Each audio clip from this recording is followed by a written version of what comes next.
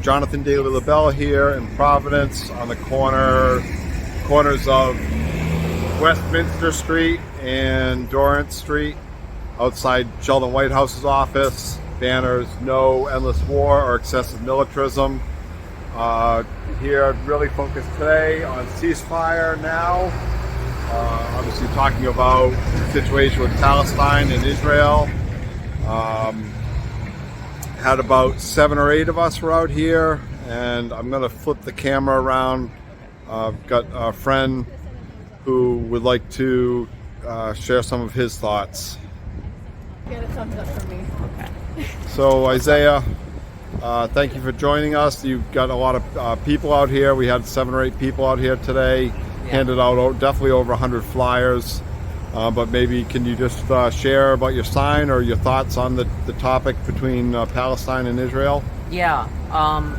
So I guess what I would start with is that Israel has been a dictatorship for a very long time, and they have been mistreating the Palestinian people for a very long time. In 2018, they passed a nation-state law where they prevented interracial marriage between Palestinians and Israelis in Palestine. They've also made it so that Palestinians have to have a certain color of ID in order to identify where they are allowed to live, where they are allowed to work, where they are allowed to drive. And historically, the Palestinians have been indigenous to this land for, upwards of like 1,000, 2,000, I forgot how much, but it's over 1,000 years. And so this is an indigenous rights issue. They were colonized after World War II, and ridiculously enough, the American government has the nerve to convince us that this is an issue about anti-Semitism when Israel's foundation in itself was anti-Semitic. They created Israel because after the Holocaust, they had the nerve to tell the survivors that they had no place within Europe, that they had to be kicked out of their own continent, their own homes, and sent to a different continent to build their own homes on the bones of Palestinians. They were told that the only way that they would be able to escape persecution from European nations is if they sell their labor out to European nations and go over to the Middle East and create an access port for the US and the UK. That it is an issue of anti-Semitism from the US and the UK, which founded Israel on the bones of Palestinians, on indigenous land, just like they founded the United States on indigenous land here, just like they colonized Ireland, just like they've colonized all of these places around the world.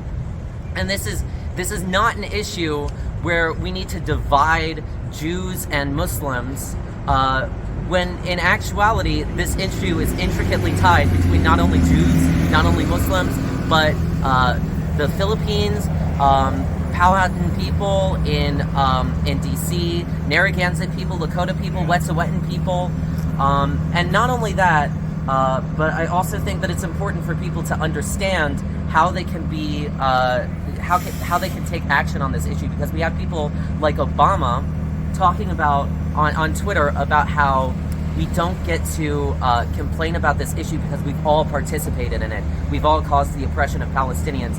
The reality is they designed the system this way so that they could blame it on us, so that they could make us feel guilty and apathetic and helpless whenever we try to stand up for the issues that we believe in.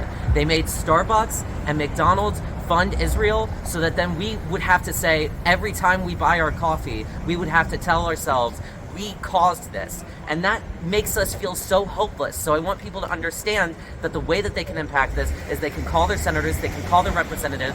That means Sheldon Whitehouse, Jack Reed, who both made a statement saying that that they defend everything that Biden has done, that they believe that Biden has caused, that Biden has provided humanitarian aid to Palestinians. He's provided 100 trucks. There's 1,000 trucks per day that used to go into Palestine before this, into the Gaza Strip alone.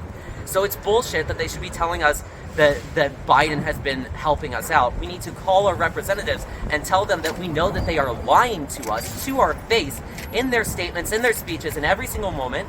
And we need to boycott Starbucks, McDonald's, and Disney, And we also need to build community on this issue. We need to protest, because if we're calling our representatives and we're not protesting, then we're not displaying how much people power we actually have. We're not showing them that we care about this issue.